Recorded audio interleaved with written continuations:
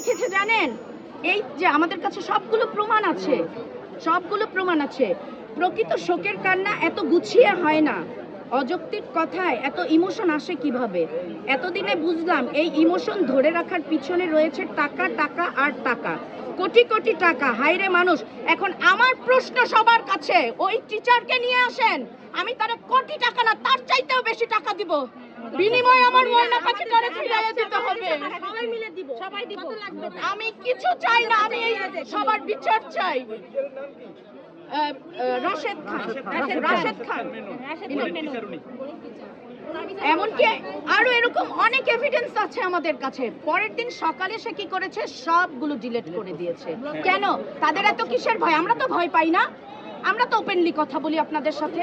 আজকে আপনাদেরকে ঢুকতে দেয় না, আমরা আপনাদের নিয়ে ঢুকেছি। তারপরে কি হয়েছে আপনারা নিজেরাই তো দেখলেন যে তারা কি করতে পারে। আমরা বিচার চাই, আমরা সুষ্ঠু তদন্তের মাধ্যমে আমরা বিচার চাই। এটা সুষ্ঠু তদন্ত হোক। আর যেসব টিচাররা আমাদের বিরুদ্ধে অপপ্রচার চালাচ্ছে তাদেরকে, এই যে ছবিটা নিয়ে নেন আপনারা,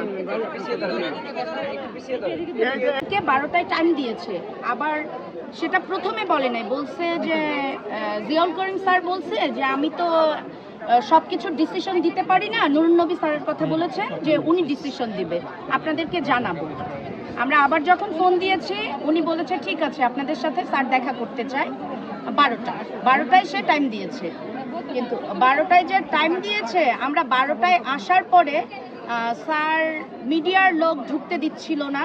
আমরা মিডিয়া ছাড়া ভাই ঢুকবো না, কারণ তারা রীতিমতো মিথ্যাচার করে, মিথ্যা কথা বলে।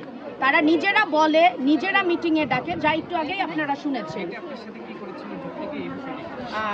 আমার হাজবেন্ড যখন গেট দিয়ে ঢুকতে চেয়েছিল, তখন একটা গেটের যে দারোয়ান, একটা দারোয়ানের এত সাহস কিভাবে হয় একটা বাবার গায়ে হাত দেওয়ার?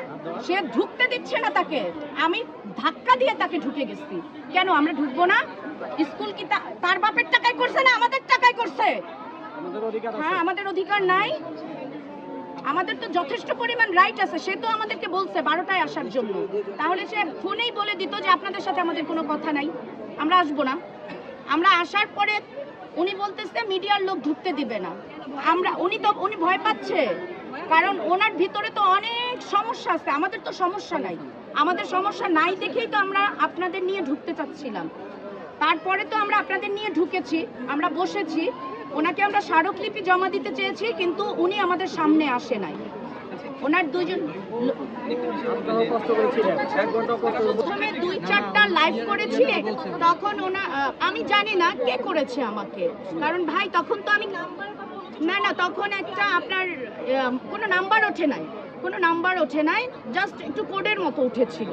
কিন্তু ওটা তো তখন আমি ভাই ওই মেন্টালিটিতে নাই যে আমি সেভ করে রাখবো বা কিছু করে রাখবো। তো আমাকে বলেছে আপনার একটা বাচ্চা তো মারাই গেছে, আর একটা ছেলে আছে না, ওটাকেও কিন্তু তুলে নিয়ে যাবো। কেন? আমাদেরকে উনি যেদিন মিটিংয়ে ডেকেছে সেদিন বলেছে আপনাদের যেসব বাচ্চা আছে তাদেরকে আমরা প্লে থেকে ইন্টার পর্যন্ত প্রয়োজনে ফ্রি পড়াবো। ভাই আমরা তো ভিক্ষুক না যে আমাদের ফ্রি পড়াতে হবে। তার সে আমাদের আজকে প্রশ্নের জবাব দিতে পারে নাই, সে আসে নাই আমাদের সামনে, কারণ তার এত ভয় যে মিডিয়ায় এটা প্রমাণ থাকবে।